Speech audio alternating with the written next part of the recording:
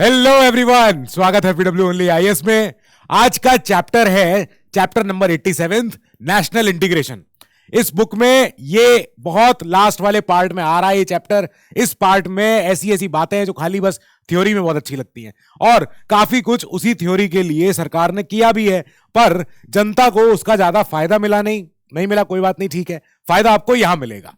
10 मार्च तक हमारा ऑफर है यूपीएससी के सारे बैचेस में, विश्वास दिवस के हमारे ऑफर्स हैं। You can go and check in the description box. Now क्या हो रहा है? नेशनल इंटीग्रेशन माने क्या? नेशनल इंटीग्रेशन माने ये है कि जो इंडिया का इतना ज्यादा एक्सटेंसिव हमारा डाइवर्स हमारा कल्चर है, ज्योग्राफी है, लैंडस्केप है, हर तरह के सोसाइटी, यहाँ पे लोग सब तरह के लोग रह रहे हैं यहाँ पे, अपना अपना सबका religion, language, caste, tribe, race, किसी ना किसी की कोई ना कोई एलिजेंस कहीं ना कहीं किसी ग्रुप में होती है कि हम इस रीजन के हैं, हम इस प्रांत के हैं, हम इस जात के हैं, हम इस धर्म के हैं, हम इस भाषा के हैं, हम इस जेंडर के हैं, जो भी हो सकता है, कुछ भी हो सकता है।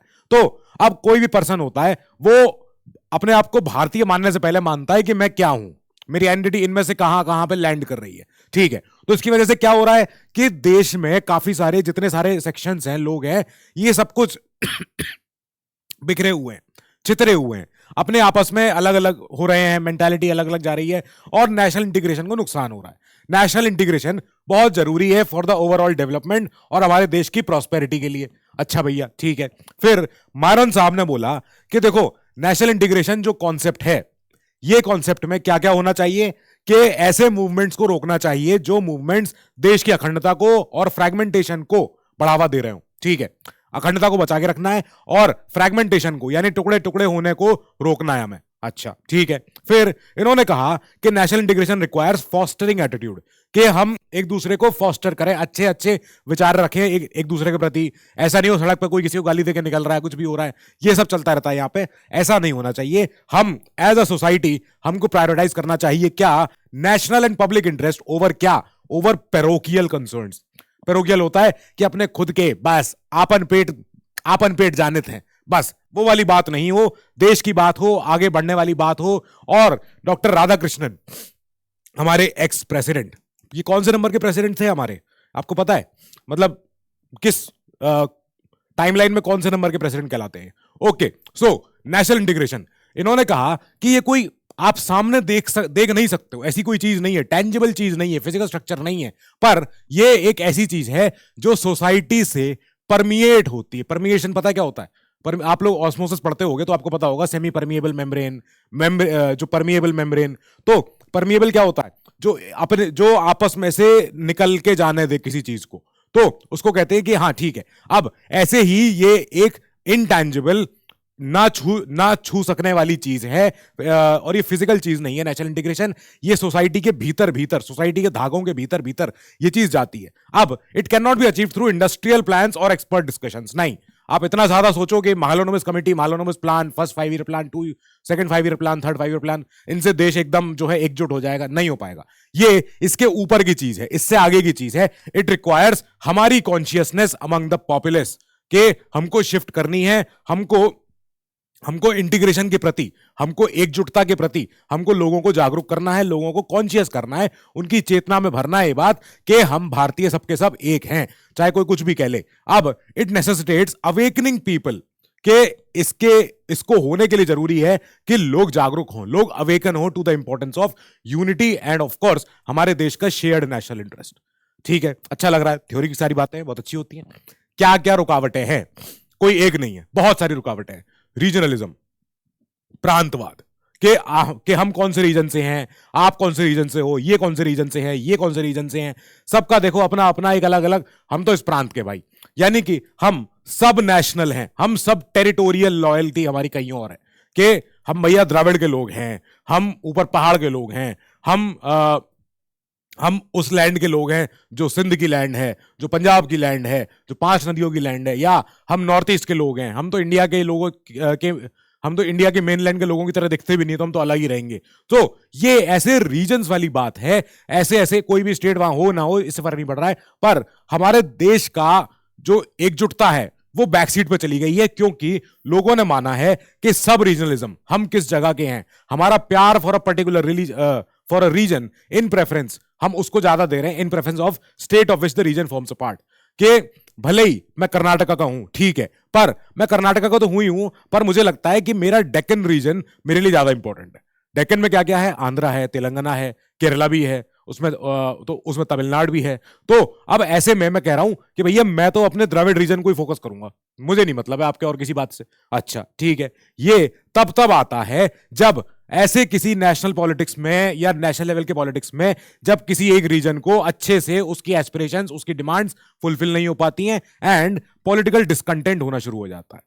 डिसकंटेंट यानी लोग नाखुश हैं सेंट्रल लेवल पे या नेशनल लेवल पे कि हमारे रीजन की कोई बात ही नहीं करता है, सब जो है एक ही जगह की, एक ही मोटी मोटी 2-3 जगह की बातें करते रहते हैं, हमारे रीजन की कोई बात नहीं कर रहा है। दैट मीन्स कि अब हम अपने रीजन के प्रति अपना प्यार दिखाएंगे और लोगों को अब बोलेंगे कि देखो साहब हम यहां के हैं। कैसी कैसी डिमांड्स आने लग जाती हैं, सेक्सेशन, मतलब ये होने लग जाता है कि हमें अब अलग ही करो, नहीं रहेंगे साथ में आपके। अच्छा ठीक है, हमने देखा ये सारे नाम, ये सारे नाम, ये सारे नाम, ये सारे नाम, ऐसे सारे नाम, अब देखो सबके सब मेजर मेजर 3 इनमें से एक, 1 2 3 इनमें से हैं जो बॉर्डर स्टेट्स हैं। और बॉर्डर स्टेट्स अगर डिमांड कर रहे हैं अलग, बिल्कुल अलग होने की, अलगाववाद की, तो ये ज्यादा बड़ा खतरा है कि आपकी हम डिमांड सुनना चाहेंगे। अच्छा ठीक है, क्या कहना चाह रहे हो आप कि आप अलग हो जाओगे, ये तो नहीं हो पाओगे, इसके अलावा और कोई बात करो। तो अच्छा फिर ठीक है, फिर द्रविड़ नाडु की बात कर लेते हैं, चलो इस पूरे रीजन को हमें एक कर दो। लो, ऐसे भी लोग होते हैं कि भाई हम तो द्रविड़, हमारा स्ट्रक्चर है, हमारा द्रविड़ आर्किटेक्चर होता है, हमारी द्रविडियन लैंग्वेज होती है हमारी, तो हम अलग हैं। अब ये जो लोग हैं ये अपना अलग अलग अपने ही देश घोषित करना चाहते हैं कि लो साहब। अब ऐसे में जाहिर बात है कि हमें एक चीज दिखने लगेगी कि कई तरह के लोग होंगे, चाहे इधर के लोग चाहे इधर के लोग, जो बढ़ावा देना चाह रहे हो इन हमारे बॉर्डर स्टेट्स को कि तुम जाके आग लगाओ और इंडिया को परेशान करो। ये चीज नहीं चलने देनी है। हमें ये याद रखना है कि सेपरेट स्टेटहुड की जो डिमांड कर रहे हैं लोग, वो डिमांड सेपरेट स्टेटहुड की वो कितनी ज्यादा वाजिब है, कितनी ज्यादा अच्छी है, कितनी ज्यादा उसमें लॉजिक है। जैसे क्या, बोडोलैंड, विदर्भ और गोरखालैंड, और भी कई सारे रीजन्स हैं। जैसे ये है गुजरात का एक रीजन जो कई समय से कहता आ रहा है कि हमें सौराष्ट्र, हमें घोषित करो, हम सौराष्ट्र हैं। अच्छा भैया ठीक है। एक ये है भैया यूपी के, देखो 3-4 टुकड़े हो रखे हैं, हरित प्रदेश हो रखा है, ये बुंदेलखंड हो रखा है, बघेलखंड हो रखा है, पूर्वांचल हो रखा है। तो अब समझ में आ रहा है कि लोगों ने अपना अपना एक रीजन को ज्यादा फोकस करना शुरू कर दिया है और लोग कह रहे हैं नहीं साहब हम तो जो है हमें गोरखालैंड घोषित करो, हमें बोडोलैंड घोषित करो। ये देखो यहाँ पे कौशलांचल ये भी हो रहा है, विदर्भ रीजन ये रहा, तेलंगाना अपने आप अलग बैठा हुआ है, फिर रायलसीमा, आंध्रा बेचारा जो ऑलरेडी एक मार झेल चुका है तेलंगाना के अलग होने के बाद से, अब आंध्रा के लोग और कह रहे हैं नहीं नहीं नहीं, हम तो बिल्कुल वाइजैक वाले एरिया से हम तो और दूर रहना चाहते हैं, नहीं हम रायलसीमा के लोग हैं। देखो तुलुनाडु, देखो कोडागू, ये ऐसे छोटे छोटे रीजन हैं जो ये भी डिमांड करते हैं कि साहब हम भी, हमारी आइडेंटिटी अपनी अलग है, पूरे स्टेट से हम मेल नहीं खाते, हमें अलग करो। अच्छा ठीक है। फिर request for full fledged statehood, ऐसी कुछ यूटीज जिनको हमने मजबूरन, जिनको हमने किसी वजह से, हमने किसी रीजन की वजह से हमने कहा था कि आप हमारी यूटी हो, यूनियन टेरिटरी हो, मतलब आपको संघ कि आपको देश का सेंटर ही रूल करेगा, यू आर संघ शासित प्रदेश, कि ठीक है भैया आप ऐसे क्षेत्र हो, संघ शासित क्षेत्र हो जो कि यूनियन से ही कंट्रोल होने चाहिए, किसी स्टेट के हाथ में नहीं जाने चाहिए। अब वो ही खुद कह रहे हैं अरे हम भी तो स्टेट होने चाहिए, तो हमें स्टेट का दर्जा दो। अच्छा फिर इंटर स्टेट हमारी बाउंड्री डिस्प्यूट्स और रिवर वाटर डिस्प्यूट्स, कहां से नेशनल इंटीग्रेशन की बात करेंगे हम जब हमारे यहां इशू चल रहे हैं चंडीगढ़ के, कावेरी, कृष्णा, बेलगांव के, अलग अलग सारे इशू अलग अलग हैं। देखो एक साथ क्लब किया हमने चंडीगढ़ का इशू, चंडीगढ़, अब चंडीगढ़ के लोग कहते हैं कहाँ के हैं हम इधर के हैं क्या, हम उधर के हैं, हम हैं भी कि हम है ही नहीं, तो हम पंजाब के कहलाओगे हमें या हरियाणा कहलाओगे हमें, हरियाणा छोड़ना नहीं चाह रहा है चंडीगढ़ को, और पंजाब कह रहे हैं कि अरे चंडीगढ़ तो हमारी चंडी देवी का हमारी जगह थी, ये तो हमारी जगह है चंडीगढ़। तो बेलगांव कर्नाटका महाराष्ट्र का डिस्प्यूट चल रहा है कि भाई ये कहाँ है, ये एरिया किसका है, ये एरिया कावेरी कृष्णा पे, इस पे तो लड़ाई पड़ी है, ये तो सारे स्टेट आपस में कह रहे हैं कि अरे पानी हमारा, पानी हमारा। तो अब ये प्रॉब्लम जब आ रही है तब हम कहां से उम्मीद करें कि ये सब ऑब्स्टिकल हमारे यहां से हटने, ये कब खत्म होंगे हमारे यहां पे। अच्छा ठीक है। Advocacy for preference to local residents in jobs, के हम यहाँ के अगर निवासी हैं तो हम ही लोगों को ही यहाँ पे नौकरियों में पहला हक होना चाहिए। Sons of the soil theory, यही थ्योरी थी कि हम इस मिट्टी के पहले लोग हैं, बाहरियों को नौकरी नहीं देंगे, हम पहले अपनों को देंगे। अच्छा देखो कहां कहां देखी हमने, आसाम में देखी थी, महाराष्ट्र में देखी थी कि सन्स ऑफ द सॉइल, हम यहाँ की मिट्टी के, यहाँ की सरजमी के हम लोग हैं। भारतवासी नहीं है हम, अपने यहाँ के हम, ये देखो मराठी हैं, हम आसामीज हैं, तो हमें अपने यहाँ जो जॉब हमारी सरकारी नौकरी है, हमें इसमें आसामियों को या फिर मराठियों को हमें ज्यादा चाहिए नौकरी है, बजाय कि आप बाहर वालों को यहाँ आगे भर्ती करो। नहीं होने देंगे। ठीक है भैया, ये सब आप देखो कम्युनलिज्म, मतलब इस इशू को तो हम कितना ही डिस्कस कर ले, इसका क्या अंत में समझ में नहीं आता। Prioritising one's religious community over the nation, के देश के ऊपर आपका धर्म है, लो बात ही खत्म कर दी सारी। Often at the expense of others, बाकी सब भाड़ में जाए, हमें हमारा रिलीजन पहले चाहिए। ये कहां से हमने इसकी उत्पत्ति देखी है। अब लक्ष्मीकांत क्या कहते हैं, लक्ष्मीकांत कहते हैं इस चैप्टर में कि जो कम्युनलिज्म की जो उपज है, वो उपज ब्रिटिश के एक्ट्स 1909, 1919, 1935, जो कम्युनल रिप्रेजेंटेशन दिया गया था, जब सिख्स को अलग, मुस्लिम्स को अलग, इनको अलग, उनको अलग, एंग्लो को अलग, क्रिश्चियंस को अलग, तब से ये कहना चाह रहे हैं कि हमारे कम्युनलिज्म हुआ है। क्या ये बात सही है? You can very well deduce, आप इतने लेक्चर्स पढ़ चुके हो मेरे, आप हिस्ट्री के लेक्चर्स पढ़ चुके हो आसिम सर के, अभिषेक सर के, आप सोनिया मैम का आईआर पढ़ते हो, आप सब कुछ देखते हो।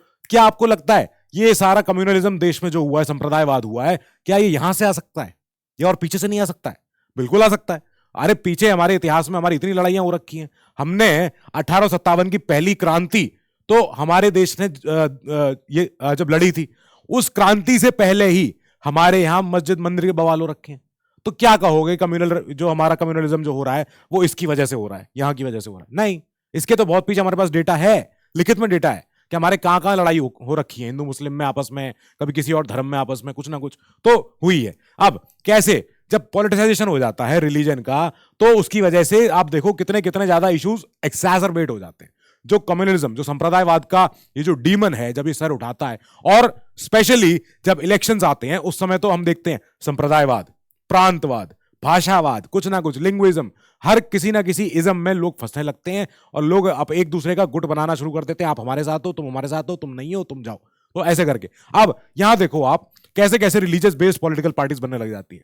शिरोमणि अकाली दल, पिछली क्लास में हमने देखा था कि अकाली दल पार्टी कम ज्यादा लगती है, एक प्रेशर ग्रुप ज्यादा है। अच्छा ठीक है, मुस्लिम लीग झेल के आए हैं अपना, शिवसेना एक और, emergence of religious pressure groups, कैसे कैसे, आरएसएस, वीएचपी, हमारा जमात इस्लामी, ये भी सारे के सारे रिलीजन के नाम पे अपना एक प्रेशर ग्रुप, अपना एक ग्रुप बना के बैठे हैं, जो कि सरकार को कभी कभी फोर्स करते हैं, मनवाते हैं कि साहब हमें ये चाहिए। अच्छा ठीक है, फिर कम्युनल राइट्स, क्या बोलूं इस पे, कि लोग एक दूसरे से लड़ पड़े इस बात पे कि तुम्हारा धर्म खराब है, हमारा धर्म अच्छा है। मतलब हाउ इज दिस इवन, क्या बोला जाए इस पे। अब कम्युनल, यहां सोचो, जब पीछे जाओ एकदम, जब ऑटोमन एम्पायर था, जब पर्शिया था, जब ये सारे इतने सब एम्पायर्स हुआ करते थे, सिल्क रोड, उस समय सिल्क रोड थी। अब इमेजिन करो, सिल्क रोड पे जिसका कब्जा होगा, जिसका काबू होगा, वो सारा ट्रेड कंट्रोल कर रहा है। यूरोप जाने वाला सारा सिल्क का सामान, सारे मसालों का सामान, चाय का सामान, सब कुछ यूरोप को जाना है, और चाइना से आएगा, इंडिया से आएगा, इंडोनेशिया से आएगा सारा सामान, raw material.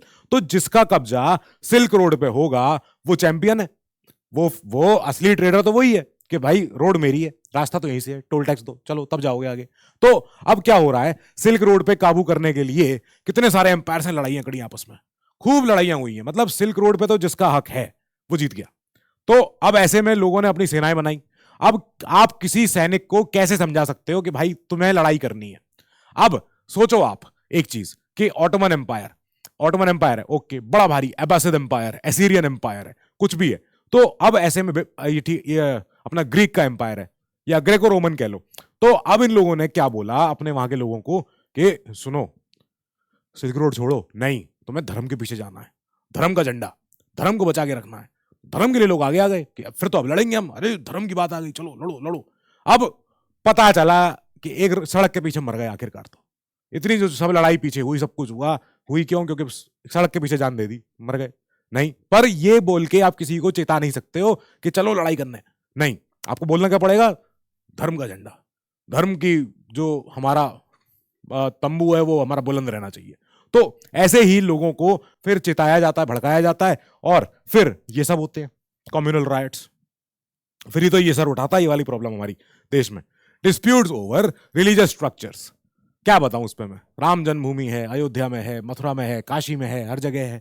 Persistence attributed two factors like क्या क्या, रिलीजियस ऑर्थोडॉक्सी, ऐसे कुछ कुछ और हमारे यहाँ देश में जो बवाल हुए हैं, क्यों हुए? क्योंकि हमारा रिलीजन ऑर्थोडॉक्स है। अच्छा, ये जितने बने बनाए रिलीजन है पुराने, और कितना ज्यादा मतलब अब आप देखो इस्लाम कितना ज्यादा ऑर्थोडॉक्स हो गया है। कई लोग इस्लामी स्कॉलर्स ही कह चुके हैं कि हर चीज ऐसा नहीं है, हमारे यहाँ कुछ कुछ अपडेशन आना चाहिए, हमारी सोसाइटी को और विकासशील होना चाहिए, हम इतने ऑर्थोडॉक्स रहेंगे तो हम पीछे रह जाएंगे। और कई सारे जो मुस्लिम स्कॉलर्स हैं, चाहे साइंटिस्ट हों चाहे पॉलिटिकल साइंटिस्ट हों, तो सबने बोला है कि इतना ज्यादा ऑर्थोडॉक्सी ठीक नहीं है, आज के जमाने में तो नहीं है। फिर पाकिस्तान का रोल, वो पीछे पीछे से पुश करते रहते हैं कुछ ना कुछ, आईएसआई हो, कोई ना कुछ हो, हमारा हिंदूज का शॉविनिज्म है, फिर गवर्नमेंटल इनएक्शन है, फिर सरकार एक्शन नहीं लेती, सरकार कहती ठीक छोड़ो, फिर पॉलिटिकल इन्फ्लुएंस हो गया, लो किसी ना किसी चल रही है आपस में, इलेक्टोरल प्रेशर्स हो गए कि अगर आपको वोट चाहिए तो धर्म बस। अच्छा, कम्युनल मीडिया, क्या बोला जाए इसके लिए, सोशियो इकोनॉमिक फैक्टर्स, ये कि साहब अरे इतने बच्चे हो रहे हैं, इतने ये हो रहे हैं, बहुत देश के संकट में है, ये है, तो इन चीजों से प्रॉब्लम होती है। और नई प्रॉब्लम पे चले हम, चलो धर्म भी छोड़ दो, अब और सब सेक्शन में आ जाओ धर्म के, casteism, prioritising one's own caste over national interest due to politicisation, के हर कोई अपने अपने जात के लिए, मैं ब्राह्मण हूं, आप ये हो, आप वो हो, आप ये हो, आप वो हो, हमारे साथ नहीं, हमारे घर में नहीं, ये नहीं, वो नहीं। ठीक है भैया, देश बट गया अपने आप में। कैसे बट गया? कास्ट बेस्ड पॉलिटिकल पार्टी बनने लग गई, जैसे justice party, Republican party, Bahujan Samajwadi party, तो ठीक है Bahujan Samaj party. Emergence of caste based pressure groups, जैसे क्या क्या, नाडर एसोसिएशन, हरिजन हमारी सेवक संघ, फिर क्षत्रिय महासभा हो गई, कुछ भी और ब्राह्मणों की अपनी महासभा हो गई, सब तरह की caste based allocation of party tickets, के हाँ साहब हमें दलित एक सीएम बनाना है, या हमें यहाँ इस वाले विधायक सीट से, हमें इस वाले एमएलए की सीट से हमें कोई ये वाली कास्ट का उतारना है क्योंकि यहाँ पे ये वाली कास्ट ज्यादा रहती है। तो ऐसे करके स्टेट में मिनिस्टरशिप देते हैं, ऐसे ही करके टिकट बंटते हैं, ऐसे ही करके अपनी कास्ट में लोगों को बांटे रखा है। फिर conflicts between higher and lower caste, over होता ही रहता है, ओवर ओवर कहां पे किसका डोमिनेशन ज्यादा है, किसका जहां पे ज्यादा चल रही है। अब इसी के बाद शुरू होते हैं डिस्प्यूट्स और प्रोटेस्ट ओवर रिजर्वेशन पॉलिसीज। इसको सॉल्व करने के लिए ये, और यही तो कई सारे लोगों ने बोला भी था, जैसे डेटा देखो कि ये कैसे है कि आप कुर्मीज को, एंटवार को, यादव्स को, मौर्यास को, जाट्स को, इनको सबको हम ये जो टिकट दे रहे हैं यूपी में, how is it beneficial for national integration? जब हम इस तरीके से सारे नंबर्स कोटा मैच कर रहे हैं कि नहीं कर रहे हैं, हम जब इसी में उलझे हुए हैं, तो कैसे हम अपने देश को ये देख सकें कि देश इंटीग्रेट हो सकता है? कैसे होगा? लो ये देखो, ये बैठे हैं यहाँ पे, restore to be Muslim reservation, लो। फिर इसके बाद ये देखो पार्टियों का vote share among the dominant caste कैसे कैसे हुआ है, फिर कांग्रेस का, बीजेपी का और अपनी रीजनल पार्टीज का। तो हमारे यहाँ वोट शेयर ऐसे ऐसे बटा रहता है, अपर कास्ट, थेवार, उदायार, मुदलियार, वन्नियार, नाडर्स, एससीज, एसटीज, मुस्लिम्स, क्रिश्चियंस, सारे के सारे ये सब ऐसी चीजें हैं, ये मतलब अच्छा नहीं लगता है इतने ज्यादा, जब इतने ज्यादा हमने तोड़ दिया है देश को, हमने देश को विभाजित कर दिया है आपस में। फिर उसके बाद अगर हम देखते हैं कि कोई हमने किसी सेक्शन ऑफ सोसाइटी को हमने परेशान किया कई सालों तक, कई सदियों तक, देन दैट परेशान हुई सोसाइटी रिक्वायर्स सम पॉजिटिव एनफोर्समेंट्स। तब उसके बाद शुरू होता है इसकी लड़ाई, रिजर्वेशंस। यहां पे कास्ट कॉन्शियसनेस, अब यही चीज बोली थी एक बहुत बड़े स्कॉलर थे, शायद लस्की जी थे, तो उन्होंने बोला था कि रेमेडी जो मतलब ट्रीटमेंट, दवाई, remedy is cruel than disease. ये हो गया क्रूएल देन डिजीज। लो, जो बीमारी थी उससे ज्यादा परेशान करने वाली चीज तो उसका इलाज है कि रिजर्वेशन से।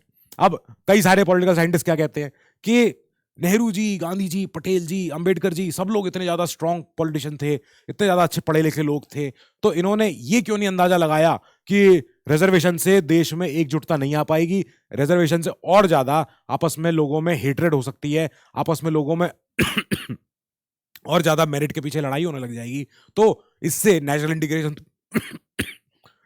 इंटीग्रेशन को तो नुकसान होगा ही होगा।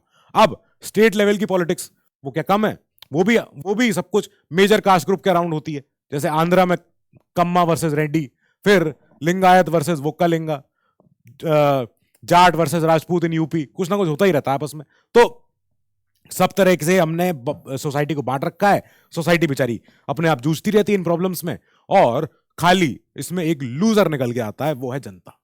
बस लिंग्विज्म, लिंग्विज्म क्या है कि मुझे मेरी भाषा से प्यार है, बस खत्म बात, आगे दूसरी कोई बात ही नहीं होगी। Influence by political process. मैं देख रहा हूं कि भैया हमारे यहां स्टेट्स का हुआ है reorganisation on the basis of language. अच्छा ठीक है, इसके अलावा क्या determination of official language of the union, ये भी प्रॉब्लम है। किस लैंग्वेज को ऑफिशियल मानोगे, किस लैंग्वेज को नेशनल मानोगे, नहीं मान सकते। आप देखो आंध्रा 1953 आजाद हुए नहीं है अभी, जरा जरा जरा जरा मतलब इक्का दुक्का दिन बीते हैं, अभी साल बीते हैं, 2-3 साल। आंध्रा बेचारा अलग हो गया मद्रास से। क्यों? क्योंकि फिर तो उन्होंने कहा भैया हमारी लैंग्वेज अलग है, हम तेलुगु लोग हैं। अब तेलुगु जब एक बार ये अलग हुए, फिर तो नेशन वाइड, फिर तो स्ट्राइक, कॉल्स, पूरी हड़ताल, सब कुछ होने लग गई कि भाई हम भी अलग हैं। इसके बाद ही बॉम्बे से गुजरात अलग हो गया, पेप्सू यानी पंजाब से हरियाणा अलग हो गया, हिमाचल अलग हो गया, सब कुछ हुआ। कई सारे हमने खूब खूब करा हमने रिऑर्गेनाइजेशन फिर से किया। इंडिया का political map continue to change due to popular agitation, होता ही रहा। Official languages act of 1963, finally एक बेचारे एक्ट ने हिम्मत करी कि making Hindi the official language, और इसके बाद शुरू होता है एंटी हिंदी प्रोटेस्ट। ठीक है, ओके। अब ये देखो आप मॉडल, जो तमिलनाडु के सीएम हैं, इन्होंने बोला था, जो हमारे ई पलानी स्वामी, तो इन्होंने कहा था कि देखो तमिलनाडु में यहां पे अभी भी 2 लैंग्वेज पॉलिसी ही चलेगी, जो क्या है, तमिल और इंग्लिश। बस हम नहीं जानते जो एक्चुअली जो सेंटर की पॉलिसी है 3 लैंग्वेज पॉलिसी। पता है किसी को 3 लैंग्वेज पॉलिसी क्या होती है? 3 लैंग्वेज पॉलिसी होती है कि एक तो आपके यहां इंग्लिश होनी चाहिए, गुड, एक आपके यहां हिंदी होनी चाहिए, और एक आपके यहां मदर टंग होनी चाहिए, जो बच्चों की वहां पे लोकल लैंग्वेज हो। अच्छा, इससे क्या होगा? इससे होगा कि आराम से बच्चा, कोई ना कोई, जो भी बच्चा हो, वो 2-3 लैंग्वेज तो सीख ही ले। अब तमिलनाडु कहता है हिंदी की बात मत करना हमसे, हिंदी नहीं करेंगे। ऑपोजिशन साथ है इनके, सीएम के, वो कह रहे हैं I thank the CM, not just the language, हम चाहते हैं कि यहां पे CM must also oppose the NEP, new education policy हमारी इस बार की। वो कह रहे हैं उसको भी विरोध करो, नहीं वो भी नहीं चलेगी। Many leaders have opposed it, ये स्टालिन जी कह रहे हैं नहीं नहीं नहीं, ये भी नहीं चलने देंगे। अब इंग्लिश को इसी वजह से बोलना पड़ा कि भैया क्या करें, किसी तरह तो बात करनी पड़नी है साउथ से, तो एसोसिएट ऑफिशियल लैंग्वेज हमारी यही रहेगी due to protest in non Hindi speaking areas. अब 3 लैंग्वेज हमारा फॉर्मूला गया, ये तो हो ही नहीं पा रहा। इंग्लिश, हिंदी और हमारा मदर टंग कैसे करोगे? वो कह रहे हैं हिंदी की तो बात मत करना हमसे। अब इसके बाद linguism Versant with the rise of regional parties, जैसे तेलुगु देशम पार्टी हमारी आ गई, एजीपी आ गई हमारी, शिवसेना आ गई हमारी। इन्होंने कहा मराठी चलेगी, दूसरी कोई लैंग्वेज नहीं चलेगी। कर्नाटका में आप जाओ, वो साइन बोर्ड उन्होंने काले खोद दी उस पर कि नहीं हिंदी कैसे बोल दोगे यहाँ पर, नहीं ओनली कन्नड़। अब कैसे, अगर कोई वहां पे काम करने गया है, आप फ्यूचर में वहां पे जाके पोस्टेड होगे, तो आपको अगर समझ में नहीं आएगा क्या लिखा है, क्या क्या हो पाएगा आपका? इसका इलाज ये थोड़ी जाके वहां लैंग्वेज सीखो पहले 3 साल, वो कैसे सीख लोगे आप, उसमें समय लगेगा। नाउ इन सबको प्रॉब्लम्स को देखते हुए फिर 1961 में, ठीक है, नेहरू जी के अंडर क्या होता है कि एक नेशनल इंटीग्रेशन कॉन्फ्रेंस होती है। अच्छा, सेंटर करवाती है, क्यों?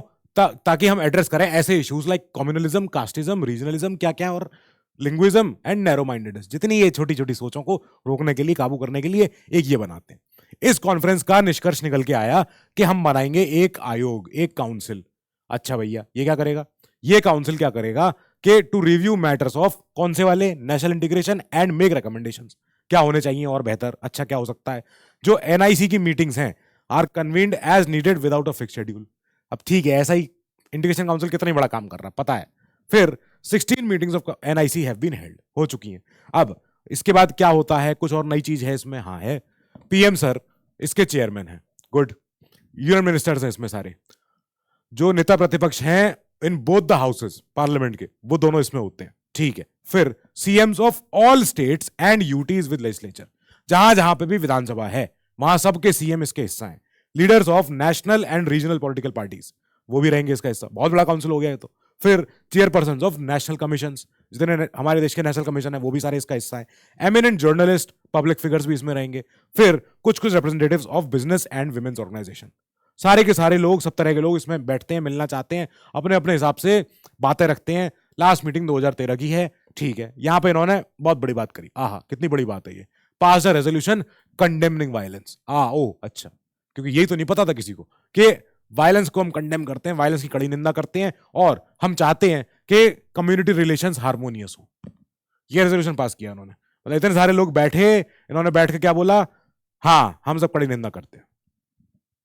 क्या मतलब है? चलो फिर क्या क्या इनके और एम क्या क्या है? Address disputes with legal framework. Okay अच्छा ठीक है, जितने सारे डिस्प्यूट हो रहे हैं उनका कोई लीगल, उनके अराउंड कुछ भी चीजें हैं, कोई लॉ पार्ट कितना हमारा उस पर इंप्रूव हो सकता है, इसमें कोई लीगल एंगल है जो हमें इंप्रूव करना हो, जो लेके आना हो, फिर से कड़ी निंदा कर दो। एट्रोसिटीज अगेंस्ट मार्जिनलाइज ग्रुप्स, कड़ी निंदा हो गई, ठीक है। फिर tackle sexual abuse, problem number 1। Okay, ensure equal opportunities for women's, कहां पे, development and safeguard the right to movement in public spaces, के महिलाओं को हर जगह अच्छे से उनको रह सकें, जा सकें, आ सकें, सब कुछ हो सके। अब 23 सितंबर 2013 डेट, ईयर एक्चुअली इंपॉर्टेंट है। इस ईयर में बहुत ही भयानक घटना हुई थी, तो महिलाओं के प्रति उसके बाद से ही समाज उजागर होने लगता है, समझने लगता है क्या करना है। फिर इसके बाद कम्युनल हार्मनी के लिए एक नेशनल फाउंडेशन और बन जाती है। अच्छा, ये एनएफसीएच बनी थी इन 1992। हाँ बहुत बड़ी, ठीक है, under the administrative control of union home ministry. ठीक है भैया, क्यों बनाई गई? To promote harmony, fraternity and national integration, ताकि जो हमारे प्रियम्बल में जो हमारे अच्छे खासे उद्देश्य लिखे हैं, जो डीपीएसपी में जो हमारे उद्देश्य लिखे हैं, वो फुलफिल हो सके। तो एनएफसीएच, एनएफसीएच की एक्टिविटी क्या क्या होती है कि ये फाइनेंशियल असिस्टेंस देते हैं फॉर द केयर, एजुकेशन और क्या, training of child victims of societal violence, के जिन बच्चों के साथ जो भी सोसाइटल वायलेंस हुई है, किसी भी फॉर्म में हुई हो, चाहे मारपीट हुई हो, चाहे उन्होंने घर पे अपने देखा हो, चाहे जो बच्चे परेशान हुए रहे हो, तो उनको हेल्प चाहिए। अब ऐसे में हम फाइनेंशियल असिस्टेंस कहीं से तो हमें चाहिए, पैसा चाहिए, ताकि उन बच्चों का रखरखाव हो सके, केयर हो सके, उनका डेवलपमेंट हो सके, उनकी पढ़ाई बच्चों की हो सके, उनका भविष्य बन सके। ठीक है, ऑर्गेनाइजिंग एक्टिविटीज इंडिपेंडेंटली अपने आप करते हैं या फिर in collaboration with educational institutes, जा जाके स्कूल्स, कॉलेजेस में, यूनिवर्सिटीज में जाके सेमिनार करना, एनजीओ के साथ बैठ के प्रचार प्रसार करना, and others to promote communal harmony and national integration. कुल मिला के घूम फिर के यही बात कहनी है कि हिंदू मुस्लिम भाई भाई सबके सब सारे हमारे साथ के हैं, कोई लड़ाई नहीं होनी चाहिए, मत करना लड़ाई, बस दैट्स इट। अब इसके बाद ये साथ में करते हैं, स्टडीज करवाते हैं और स्कॉलरशिप ग्रांट करते हैं for research. Good, very good. यहां पे ये अवार्ड करते हैं outstanding contributions to communal harmony, जिन लोगों ने अच्छा बेहतर अपना काम दिखाया है कि हम पूरी हार्मनी के साथ हिंदू मुस्लिम एकता बनाने में हमने बहुत कंट्रीब्यूट किया है, तो एनएफसीएच उसको उस व्यक्ति को सम्मानित करती है कि ठीक है भैया, okay. Involving various stake holders such as governments, organisations, NGO हमारे, in promoting the NFCH objective. क्या ऑब्जेक्टिव है? कम्युनल हार्मनी, बस यही है। Providing information services and publishing materials on the subject, ये भी तो काम है। क्या कर रहे हैं? कुछ दिखाओ तो सही, काम क्या करते हो आप? तो बुक्स, मैनुअल्स, नोट्स, अपने सारे कुछ मैगजीन, जर्नल, कुछ भी कुछ अपने बना बनू के दे दिए, बस चैप्टर खत्म हो गया। यही था चैप्टर। अब इस चैप्टर में नेशनल इंटीग्रेशन हमारा चैप्टर है ही ये कि इसके बारे में क्या बताया जाए, क्या क्या करा जाए कि जितनी जल्दी हम विकासशील हो सकें, जितनी जल्दी हम विकसित हो सकें, सारी प्रॉब्लम अपने आप से सुलझनी शुरू हो जाएगी। कुल मिला के लोगों को काम चाहिए, रोजगार चाहिए, कुल मिला के लोगों को बस ये चाहिए कि उन्हें रोजी रोटी चलती रहे। नहीं है लोगों को किसी को लेना देना ज्यादा हिंदू मुस्लिम से। आप देखो आसपास आपके कि सबको क्या चाहिए? नौकरी चाहिए ना, नौकरी होगी, सारे आधी बात वहीं के वहीं सॉल्व भी हो जाएगी। सो विद दिस हम इस न्यूज को हम इस चैप्टर को यहाँ खत्म करते हैं। अब मिलते हैं नेक्स्ट क्लास में। Till then you keep studying, stay safe, good luck.